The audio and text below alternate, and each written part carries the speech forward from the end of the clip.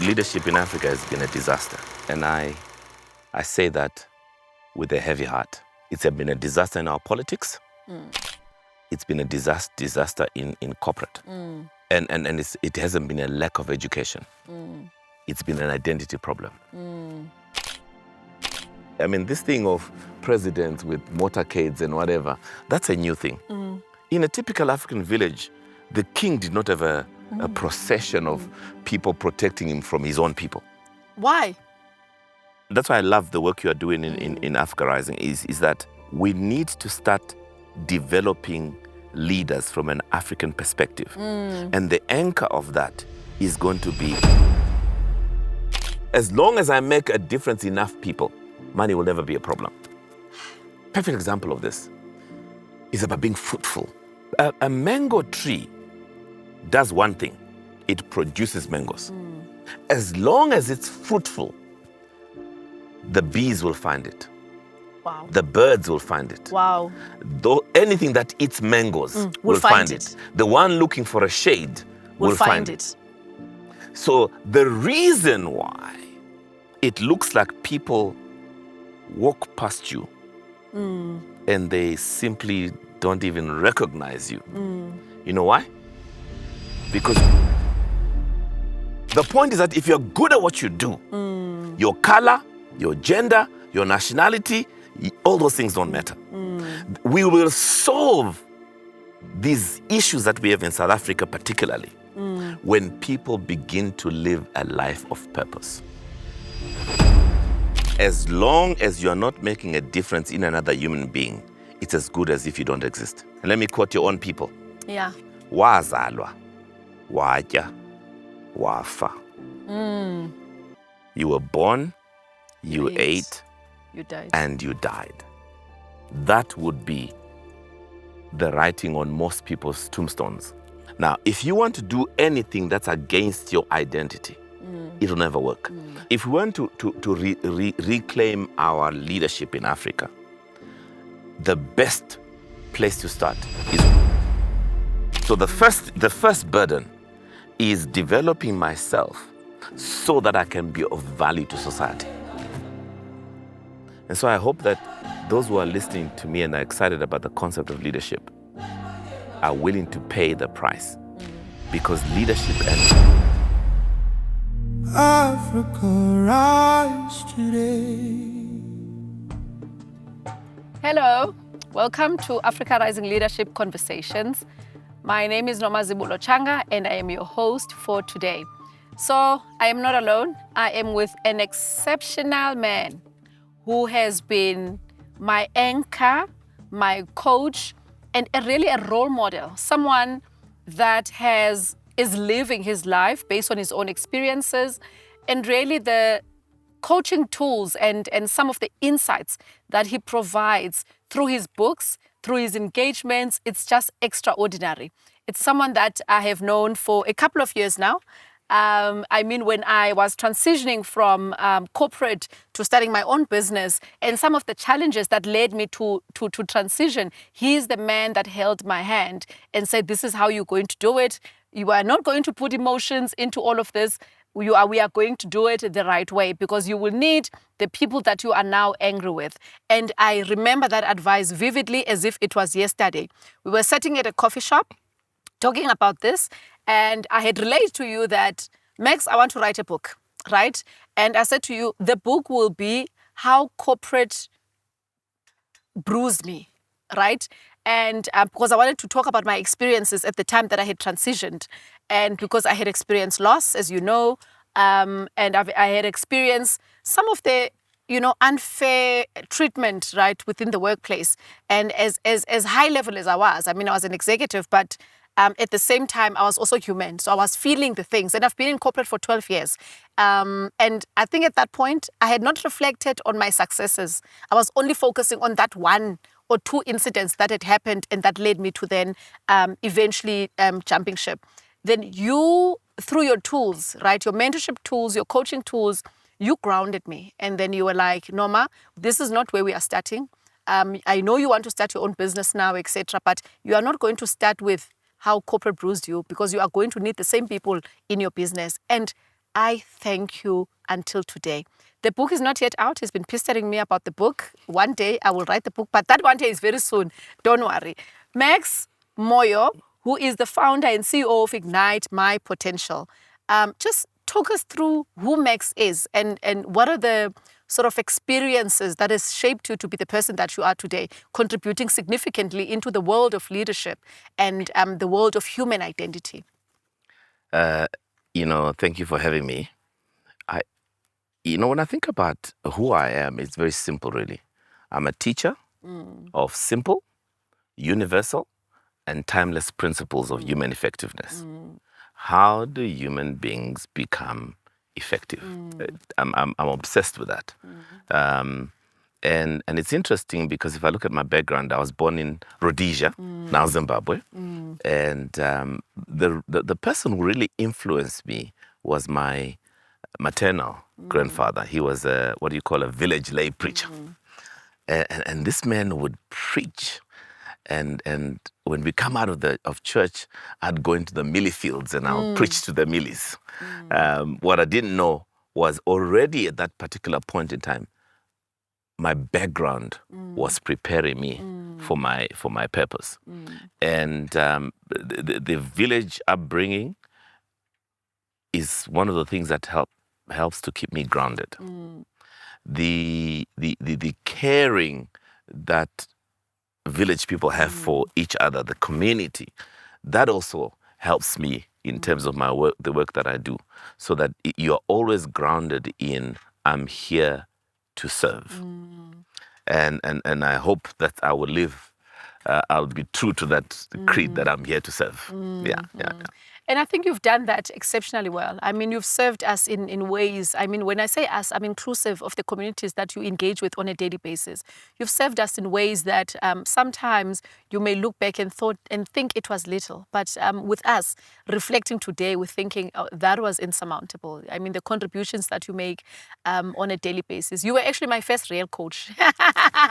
I've had coaches in between when I was in corporate, etc. But you're the one that insisted that it will be structured, right? It will be a coaching session that is structured with outcomes, and that's exactly what we drove at the time.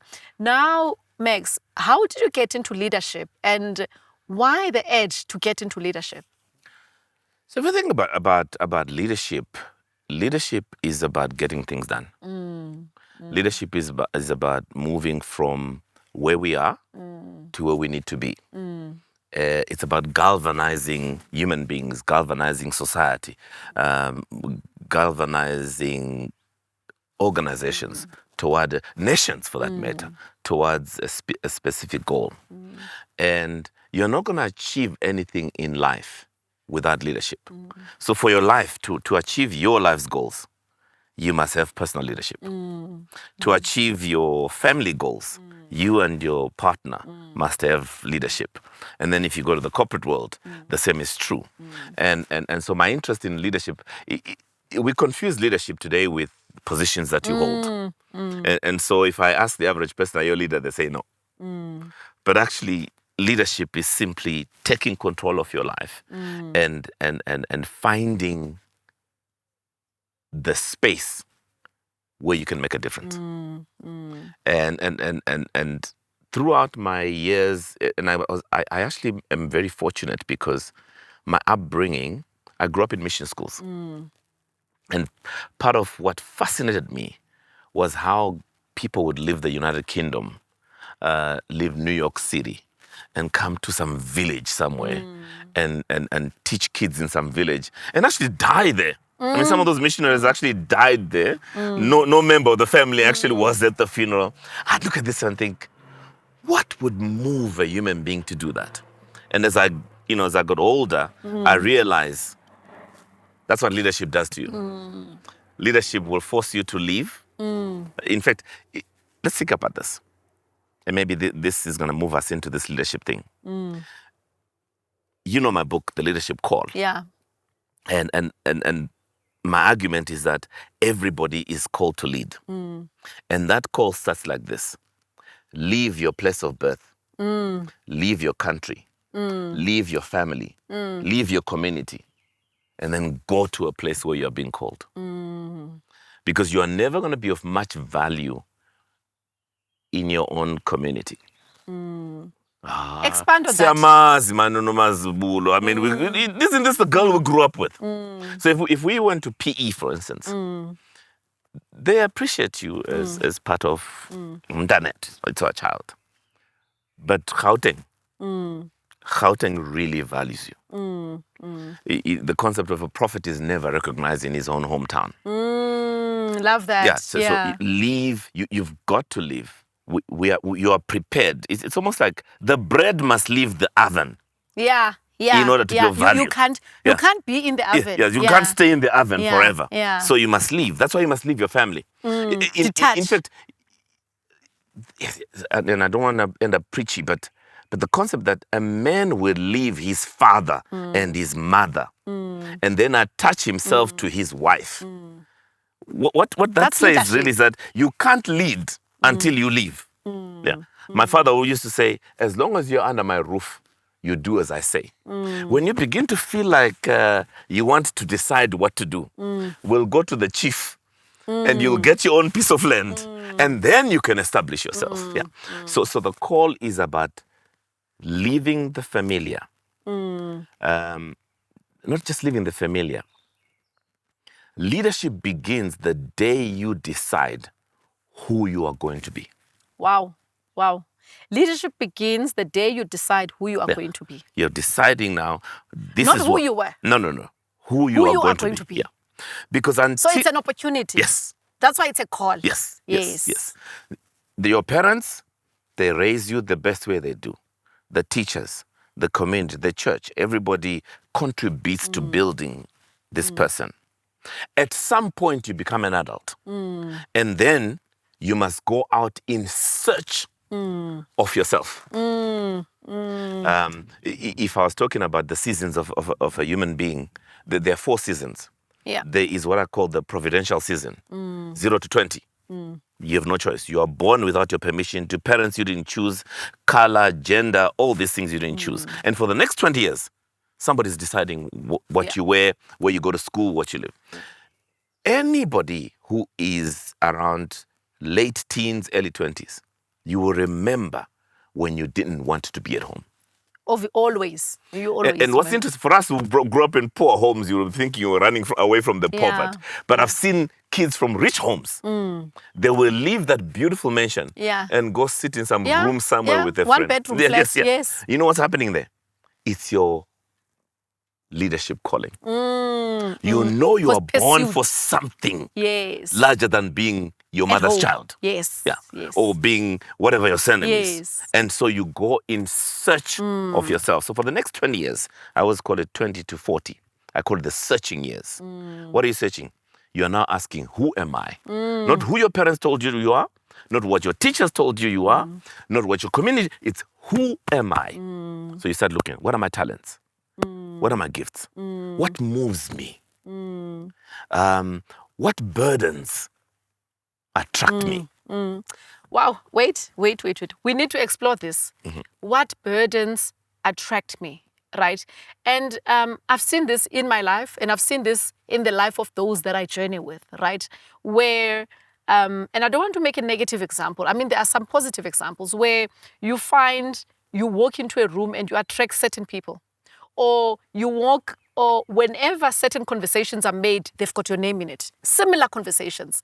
So I love the fact that you talk about what burdens do I attract?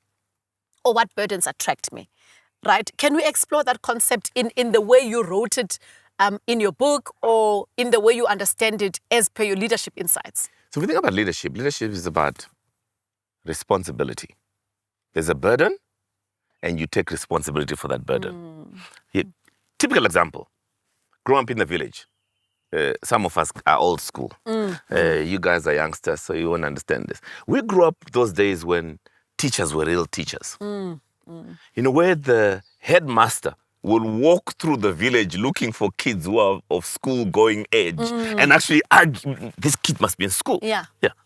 Nurses went around checking on the elderly and whatever. So what I learned in that that point in time is that all of us have got something that pulls us, a burden that pulls us. Now you'll see those who are called to teach. Every time you see a child out of school, it hurts you. It hurts. It's a burden. It just hurts you so badly. Yes. Some people, you see a hungry person, and it burdens you. tears you apart. For some people, and this is interesting about burdens, because we tend to think of life from a different perspective. When you think about burdens, some people are concerned about trees. So if you cut a tree down, this person will be in tears. And I often wondered, I mean, the little thing that you take for granted, I mean, people cry when their dogs pass or their cats. I'm like, okay, it's just a dog, it's just an animal. No. But it's not just that. Every one of us was born with an inherent burden within us that you identify with. Those who like to keep forests, you know, if we cut all the trees in the world, life will stop. Because a lot of people don't know that. I discovered a couple of years back that if all the bees died today, life on earth will die. So there are people who actually are concerned about bees. So the universe, or God in his own wisdom, as he produces people, creates people, he creates people who have a specific, and that's where we come to purpose. You have a specific purpose on this planet. And that purpose, you find it because of burdens. So it either hurts you or you're just attracted to it. So that's the burden. And I love the fact that we are moving right into purpose, because this is a question that I often get all the time. You know, whether it's people that want mentoring, coaching, etc. People always ask me this question. It comes up all the time. Noma, how do I know my purpose? How do I identify with my purpose? How do I know my purpose? Am I living my purpose now? I mean, can my purpose shift? You've got all sorts of theories around purpose, you know, and just understanding. And that tells me that we are as human beings, we are in constant pursuit of something. And unfortunately, because that something does not have a name, does not have a language, we don't know what we are pursuing. But you reach something, but you are in constant pursuit of, you know, of those things. And I know your books touch on this. So unpack for us, where is this burning desire? What is this purpose? And what does it look like as we are living our lives as leaders and as human beings? It's simple. Your burden becomes your purpose. So the one who's burdened by children who are not in school, you'll find that education becomes their purpose. They live for that. Simple explanation of what purpose is. It's just the burden that you see a burden and it becomes your purpose. Leadership begins when you take responsibility for that. That's simple. Guys, this is what happens all the time when I'm engaging with Max. Max will take my mind into psychology, right? You'll take my mind into psychology because you're talking about, you know, purpose is derived from a burden.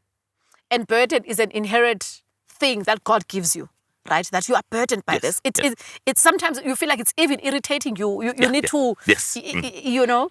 And then now leadership comes in. So the human thing is the burden and the purpose.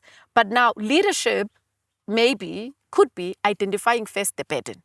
Because there are sometimes people that have the burden, but they can't comprehend it. So leadership begins when you take responsibility for a burden. Love it. And the first act of leadership is taking responsibility for yourself. That's the first act of leadership. You can't want to lead there when you're not leading here. So the first burden is developing myself so that I can be of value to society. You have a responsibility to develop yourself so you can be of value. So, and then we're blessed because there's a schooling system. What the schooling system does is that it feeds your brain with all this information, which might look like a waste of time. But actually, first of all, it teaches you how to process, how to think. But all this processing skills, critical thinking skills, assessment, all the stuff that you do. Analytical. Yes. But in the process of doing that, as you are growing, the question of who am I and why am I here that begins to, and that one starts as a teenager. What we call the stage. Yeah, you know that stage. Yeah. The child isn't. No. That's What's a a stage search in? of meaning. Yes. Yeah. At that point, you no longer. When you're a child, whatever your parents tell you, that's the truth. Stage comes when you question everything, and that questioning is what leads you to leaving home in search of the yourself. self. Yes. And in the searching, you're going to find burdens. So this purpose is actually a pursuit of yourself. Yes. Literally. Yeah. That is what purpose Because is. you are purpose. Okay. So when I'm on stage, or when I'm coaching someone, or I'm doing one-on-one with someone, I'm not working. I'm simply manifesting the purpose that I am. And how you know it's purpose? You will do it whether there's money Or or not. not. That's how you know you're where you're supposed to be. So think We about the live- cameraman. No. Now, I don't want to pass there. Ne? You will do it whether there's money or not. Yeah. Max, we have to talk about the realities of our country and of our continent, where we're no longer showing up for our purpose. We are showing up because there's a benefit to it, whether it's financial or non-financial, right? There's a benefit to it. And this culture seems to be the culture that we are living in, right? And we are raising our kids in, where, it's a culture of when you show up, we even have a question that's called, what's in it for me? Yes. What's in it for me? Wofam. Yeah. So why must I show up? What is it going to do to me? So how do you then demystify that statement and just the way that structure in society to make people realize that when you are giving of yourself, the universe, others would call it, but I call it God, will then reward you because you would have walked in your purpose. And I know this thing is going to come up, so let's just get into it. Okay. Umtu, gumtu, gabantu. I am because you are. As long as you're not making a difference in another human being, it's as good as if you don't exist. Okay. Just think about it. Every business, every career is about making a difference in somebody's life. It's about solving a problem that it's about dealing with somebody's burden. Are you seeing the picture? So I find my value in making a difference in your life. And therefore, I value you because without you, I am nobody. Wow. So now it becomes an introspection thing. The mirror is on you. The sense of value. Yes. It's not on anyone else. It's not on what can I get from that person. It's what can I give myself. Yeah. As I give of myself. And that's why I've seen CEOs quit their jobs. And then the guy says he's going to Africa to go and drill boreholes in the village. Now when you're broke, and I remember growing up in poverty, and then you get into this corporate and this guy has moved up, he's a CEO of a company. Yeah. That's all you want. Yeah. And this guy says, no, he's going to quit. And he's going to go, take a 4x4 and a drilling rig and you go to villages and provide them with water. You will not understand that until you start your own purpose journey. Wow. Because the missing link, you think you need more money. You think you need a better house. You need better clothes. Good, social beautiful, standing and that all of whole that. social standing. Now, when you don't have it, it seems like the right pursuit. And I don't wanna make it evil, because our journey to purpose includes us taking care of our basic needs. The Maslow hierarchy of needs. But your basic needs should not be the alpha and the omega. It is Byproduct. It's a byproduct of me. As long as I make a difference in enough people, money will never be a problem. It will find me. Yeah. In fact, a perfect example of this is about being fruitful. And in the book, Become Yourself, I talk about this. Oh, the my mango goodness. tree. You talk about being fruitful, and that's my word for 2026. Be fruitful. Genesis. Yes. Be fruitful and multiply. Yeah. And have dominion. A mango tree does one thing. It produces mangoes. You've never seen a marketing plan for a mango tree. No. You know, Because it's living in its purpose. a LinkedIn article, Facebook, TikTok, trying to advertise, I've got the best. No. All the mango tree does is to produce mangoes. As long as it's fruitful, the bees will find it. Wow. The birds will find it. Wow. Anything that eats mangoes will find it. The one looking for a shade will find it. So the reason why it looks like people walk past you and they simply don't even recognize you. You know why? Because you lack fruit. So we don't know why you are here. So if you think about... And the Bible says you will see them by the fruit. Yes.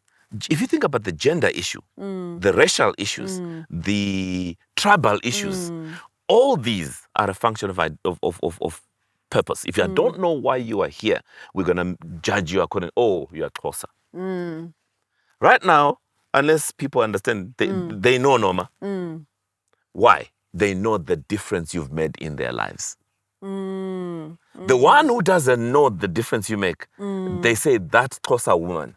I want to get excited now. That's exactly, and I'm happy that we speak about that, because these are the realities that we are faced with as leaders and as human beings. It's like, So sometimes, yes, we can't run away from. If you get an organization that's all white, the first thing they see is a black woman or a black man. But the moment they see and experience the fruit, you stop being the black woman or the black man. In fact, you become part of them. There we are. No one says, I'm going to my Indian gynecologist. I'm going to my Chinese doctor. No. I'm going to my doctor. It's only when I'm talking to them I discover, for some people, it's when you get there, your doctor is black. The point is that if you're good at what you do, your color, your gender, your nationality, all those things don't matter. We will solve these issues that we have in South Africa particularly when people begin to live a life of purpose. Now, there is a viewer at home, right? Someone, I'm going to speak about different types of people, right?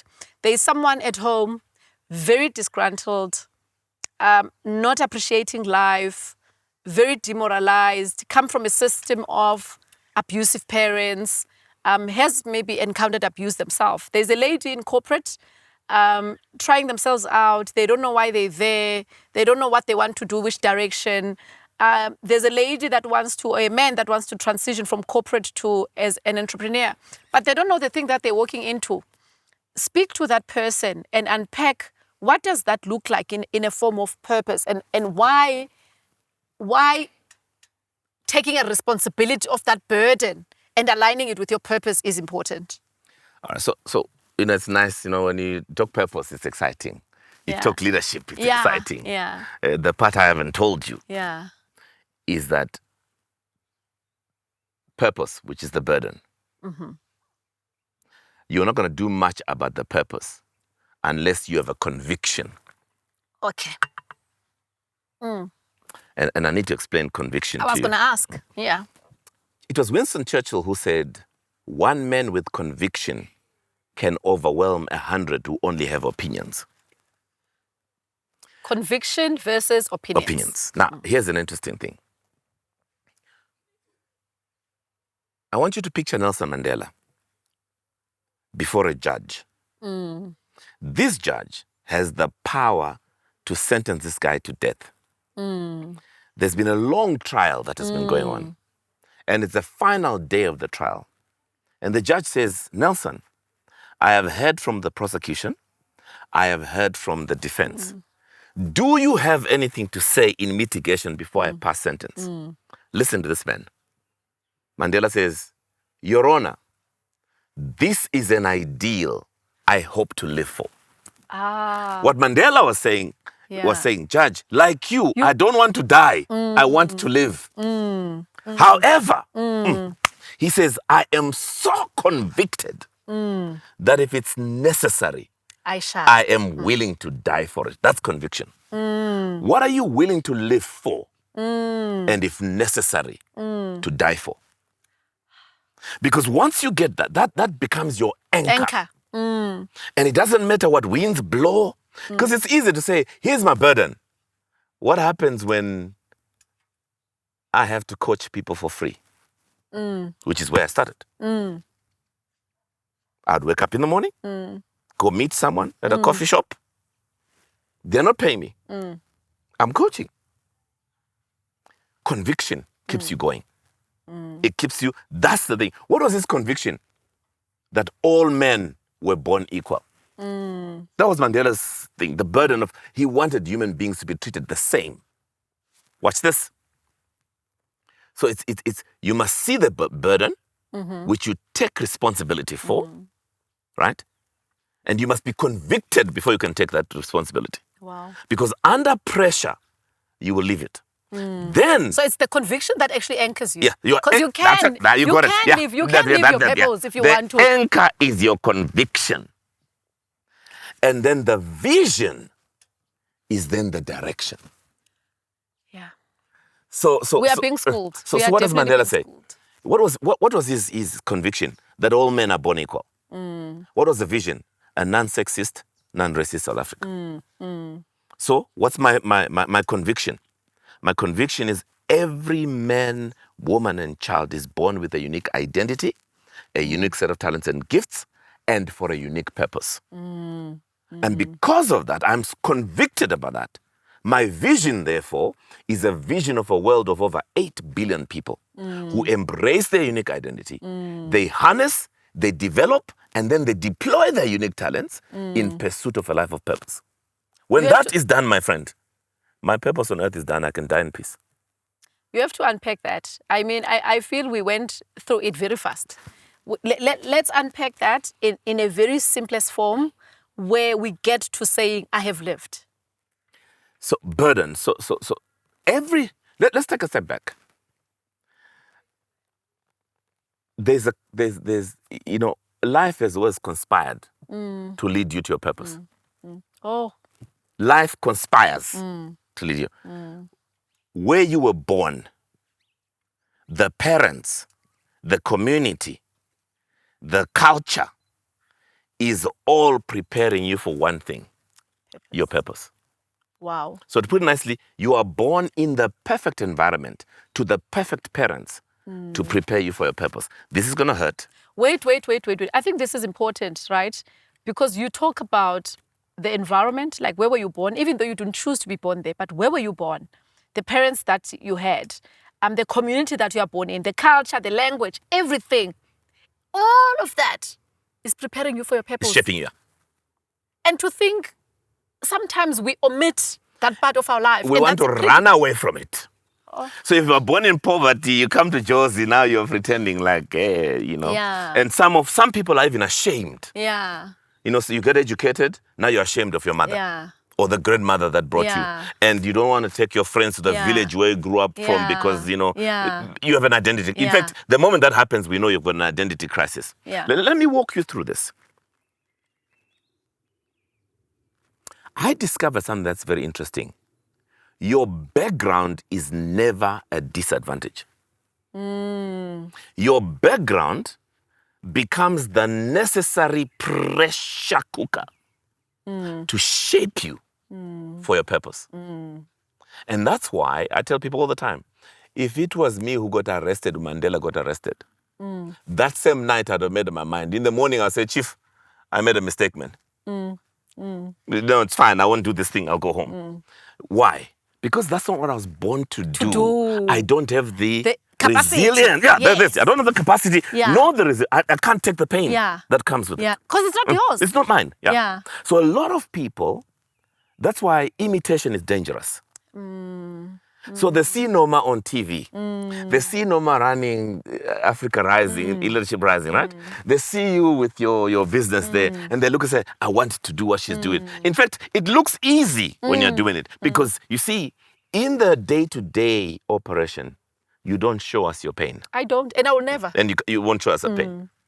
It's when now you quit your corporate job to do what Noma is doing. You are quitting not because you have a burden. No.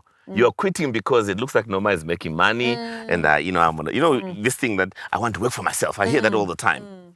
You need to be very clear. And I caution about that. You need to be very clear about what it is that you're meant to do with your life, because leadership will cost you. In fact, it was yesterday I was recording a video that says... Let's talk about the cost of leadership. Let's talk about, I think we've unpacked the purpose, we understand the leadership and the purpose thing, conviction, responsibility, the cost of leadership. Because everyone, like you said, everyone is a leader. As long as you've got the conviction, you've taken the responsibility. That's the beginning. That's the beginning. That's the first step. Entries. Yes. Now I have answered the call. Then the cooking begins. And why does it always seem like the minute you answer the call, we know most, we are built for different streams. You are cruising in one stream, you've identified yourself, solidified yourself.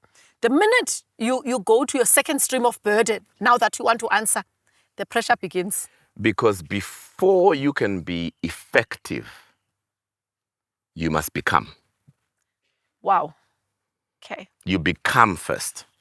How do you become? So the cooking.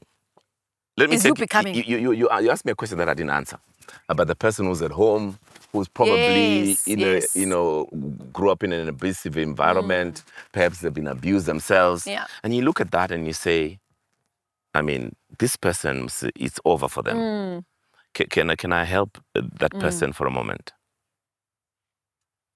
The abuse. If you're born in an abusive relationship, you were born in poverty. You didn't even know who your parents were. You were raised by some neighbor just became kind and they pick you up. Because we've got people like that, where you don't know your father, you don't know your mother, some grandmother just picked you up, right? That, my friend, is your necessary pressure cooker to prepare you for your purpose. This is very important. That your background is always a pointer to your purpose. Yeah. It's a pointer. I love history. So one of the things that we must all become students of history, particularly read biographies and see where some of these men and women that we worship so much, where they came from. You're going to find they went through a cooking period. Oprah Winfrey. We all know her story. Fired because she was too big or whatever, fat to be on TV. Goes on to start her own show. She retires a billionaire. If she was never fired, the story would have been different. No. Who? If you know where you were working, if they never, if they never lit the fire, if they didn't terrorize you, we would not know who Noma was. Yes, you would have been an executive. You'd have made money. You'd have traveled the world. Your kids are not going to the right school. But we will have never. If you look at the millions, and you won't know it, but the millions of people that you're already touching now, those people would have waited for Mother Nature to create another Noma to come and fulfill this mission. So it is very. So what do you think? That your parents are abusive, your manager is abusive, is perhaps the best thing that can ever happen to you. Some of you will have stories of teachers who hated you. Now that you are successful, you look back and say, if that guy had not been so hard on me, or a manager who seems to just on your case, it's only later on. And then this is Steve Jobs says, life is only understood backwards. You can only connect the dots backwards. When I look at my life and I look at where I came from, everything about the way I grew up has been preparing me for this moment. Winston Churchill calls it his finest hour. If you read the history... Like fine wine. Yeah. You see, if you read the history of Winston Churchill, he was a drunk, a washed-out politician.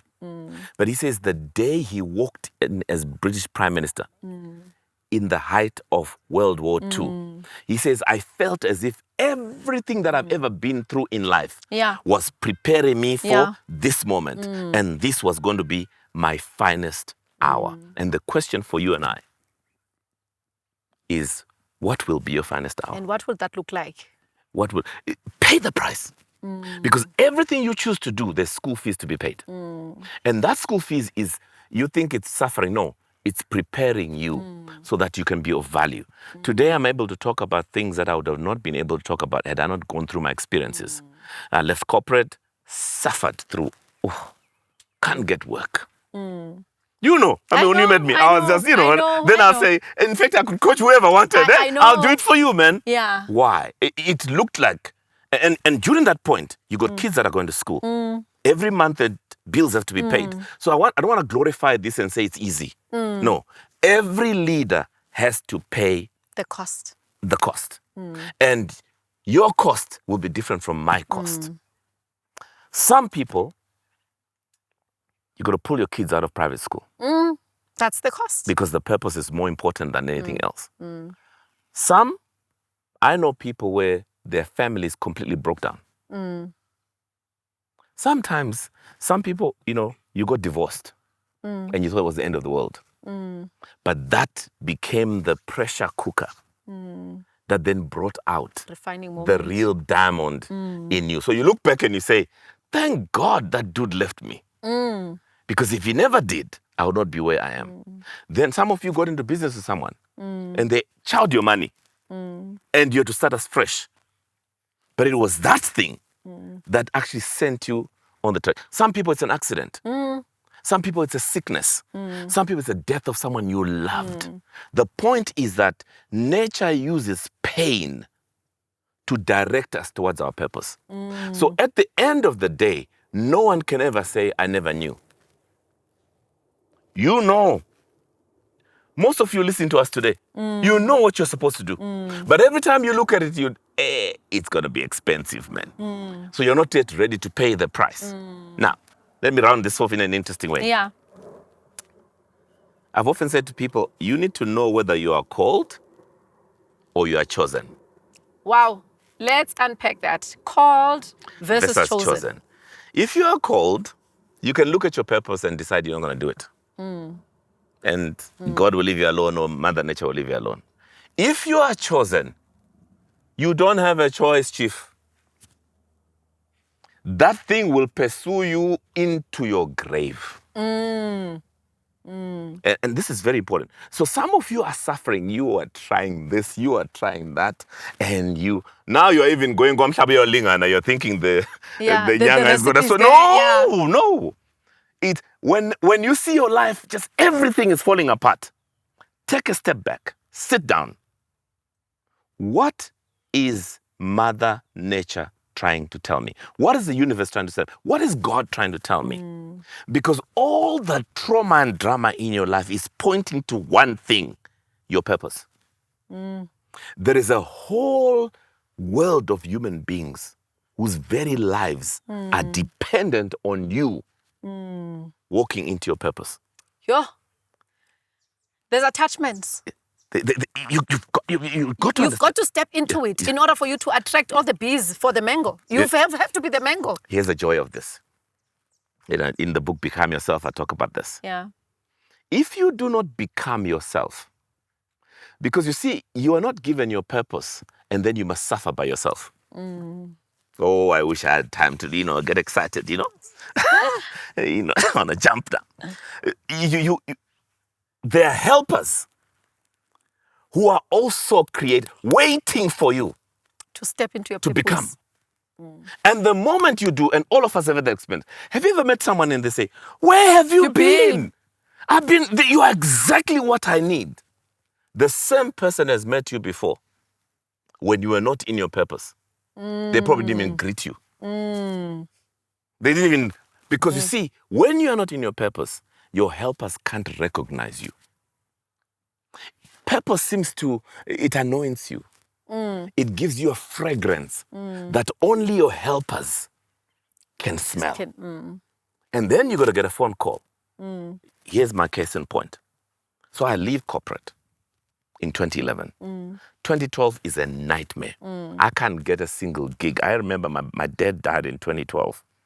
I didn't have money to go home to bury my father. That's how bad the situation was. Yet I was talking about I'm in my purpose. I come back after my father's funeral and I go through a meditation and prayer period. By December of 2012, I had gotten an email from the United States of America, from the $1 Million Round Table, asking me to come and speak in India at one of their conferences covering the entire Asian countries. So in January of that year, I go to India and I do the speech. From that point, I get invited to go speak in Dubai. Then I go and speak at the international conference, $1 Million Round Table, in Philadelphia. From Philadelphia, I get invited to go speak in Canada. From Canada, I get invited in Jamaica. From Jamaica, I'm back in and then I even went as far as Beirut, Lebanon. Now, if you sit here, how many of you are sitting here thinking, one day I'd like to go to Beirut? What I'm trying to say, I'm just a village boy from Rhodesia, now Zimbabwe. I find myself in the United States of America. In fact, when I went to Jamaica, I even addressed the cabinet of Jamaica. What I'm trying to say is this, is that when you walk into your purpose, America will find you. You don't have to find. If you're in your purpose, the right places will find you. Now, I didn't go there because I'm special. I went there because there are people who need what I have. So the market, remember the mango story? The market will find you if you just walk into your purpose. Now, but it's not easy. It's going to cost you. And that's the danger of this. Cost of leadership. The danger of this is that you might then run out of steam. That's where conviction is required because it keeps you there. The one thing I want to say about leadership is this. You can't have leadership without compassion. Because you cannot transform people you don't care about. You can't. And here's compassion for me. A biblical story. Moses is taking the children of Israel to the desert, to the promised land. People are difficult, guys. And anyone in leadership knows what I'm talking about. People are difficult. And Moses has had his own breakdown. If you get yourself a copy of leadership call, because I deal with these things. He at one point he says to God, kill me. Right? Where I get it fascinating is where God says to Moses, step aside. I'm going to kill these people and raise a new nation. Let me show you leadership. Moses stands between the people and God. Compassion. And he says, no, Lord. This is not what I meant. No, you can't do that. If you do that, everyone will say you failed to take your people to the promised land. You must love the people. Now, compassion is not softness. No. It's the kind of caring for people that also requires them to rise up and be productive. It's a kind of caring that raises standards. It's a kind of caring that if necessary, compassion is almost like a parent and a child. When you wake up your 5-year-old to go to crash in the middle of winter, what are you doing? For me, that's compassion in action. You're actually raising the standard. You know. And you're putting discipline. Yeah, you're teaching that child where you are going. Yes. You might have So compassion doesn't mean, no, let her get away with whatever she does. No, I care enough about you to punish you if it's necessary. And I care enough about you to fire you if necessary. But I'm doing it out of compassion. It's that thing, my father used to beat us up. And I remember my father beating us up and then crying tears, saying that this hurts him more than it. And I used to think, yeah, all right, until I became a father. And any parent here will tell you, when you punish your kids, it hurts you. But you love them too much to let them get away. So a manager or a leader who loves you, who has compassion, will not allow you to sit and waste your potential. They are going to stretch you. And as soon as you achieve that target, they'll stretch you. Again, To you, it might look like they hate you. It's like ultimately my final conversation with Alan Gray about leaving Alan Gray. And I remember my boss saying to me, Max, it's very clear that you have found your purpose. And if we keep you here, we're only going to limit what you're able to do. Yeah. So it makes more sense. Why don't you set your own vehicle? And then you will become your first customer. That for me was leadership. Yeah. Yeah. Allowing you to go. As we wrap up the conversation, right? I think it's been an insightful conversation. It's rich. I mean, talking to you all the time, Max, it gets me in awe. It gets me thinking, about leadership, about myself, right? As I lead myself first before I can even lead other people. Let's talk about the African leadership model. This is Africa Rising Leadership. So, and the nice thing is we've got someone who grew up in Zimbabwe, who now stays in South Africa, who's traveled the world, he's traveled in other African countries as well. What does the model of African leader look like? And because I think it's easy to inherit leadership models that are from the European countries and etc.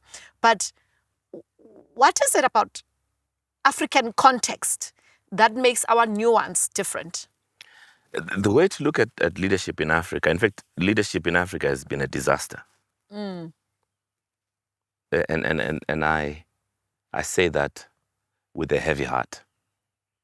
It's been a disaster in our politics. It's been a disaster in corporate. And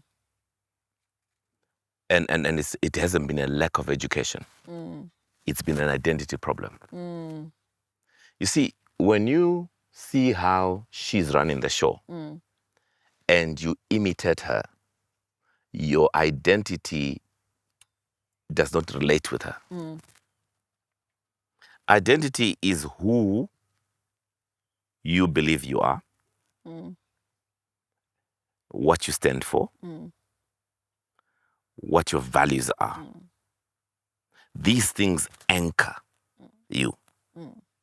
Now, if you want to do anything that's against your identity, it will never work. You and I were in corporate. You will remember many times we sat in strategic sessions. We knew what was wrong. We came up with a strategy to address it. We went back to the office and didn't do anything. The problem wasn't strategy. The problem was leadership identity. As long as what is in your strategy is not aligned with your identity, you're not going to do it. Now, if we want to reclaim our leadership in Africa, the best place to start is Ubuntu. Because Ubuntu does not just become an African thing, it becomes a humanity thing. I am because we are. And so everything I do is building a legacy for the people. It's about service. It's not about me. Working outside yourself. What we have in Africa is about self-service. It's not leadership. It's self-service. And you see that with our politicians. And you can see that they have a leadership crisis because once they get in, they want to come out. So their real identity is in the title they hold. A real leader couldn't care less about title. In fact, great leaders don't care what you call them. Yeah. And if you go into the village back in the day, I mean, this thing of presidents with motorcades and whatever, that's a new thing. In a typical African village, the king did not have a procession of people protecting him from his own people. Why? In fact, it was easy in the village to walk to the king to go and report that, things are not well. So remember, when we start to developing, and that's why I love the work you are doing in Africa Rising, is that we need to start developing leaders from an African perspective. And the anchor of that is going to be Umtu Gumtu Gabantu. I am because we are. And I love what Jewish people say.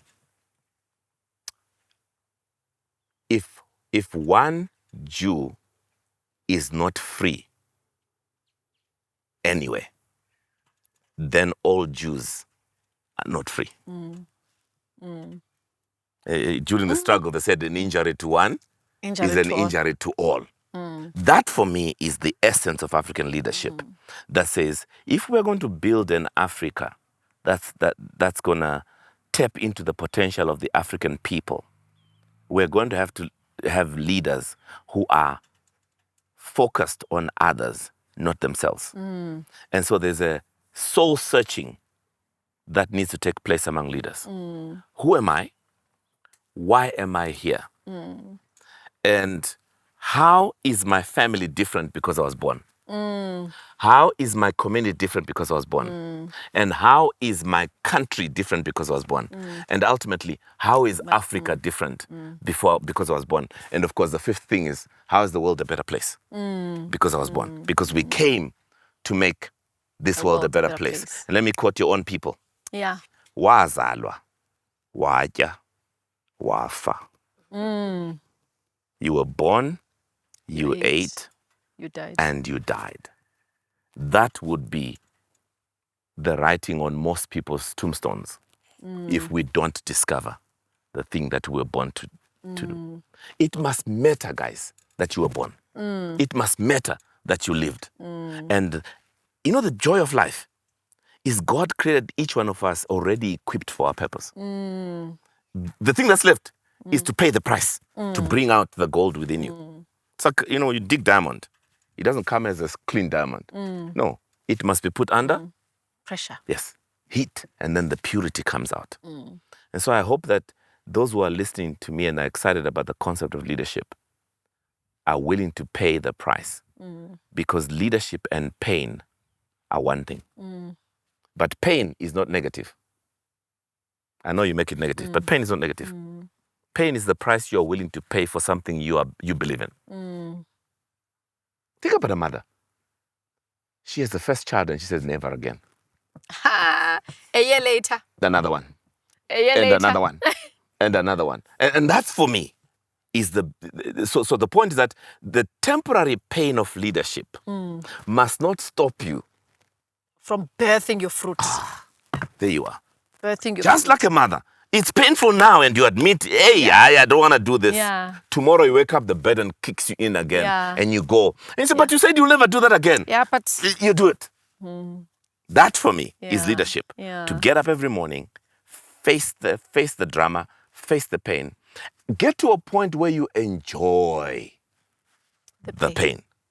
And maybe let me close on this point. Yeah. If you choose to play rugby, you can't complain that someone is punching you in the scrum. You know, when they go... Yeah. There's a lot of things that happens underneath there. So you see these guys bleeding. Yeah. But have you noticed rugby players? They'll be bleeding, but there's an excitement about it. Yeah. You chose the game that you play. So you chose the purpose that you are in. Some of you chose to be teachers. You are never going to make R1 million a year being a teacher. But you chose it. But you chose it. So you take what comes with it. I look at a person who teaches grade 1. I would be traumatized.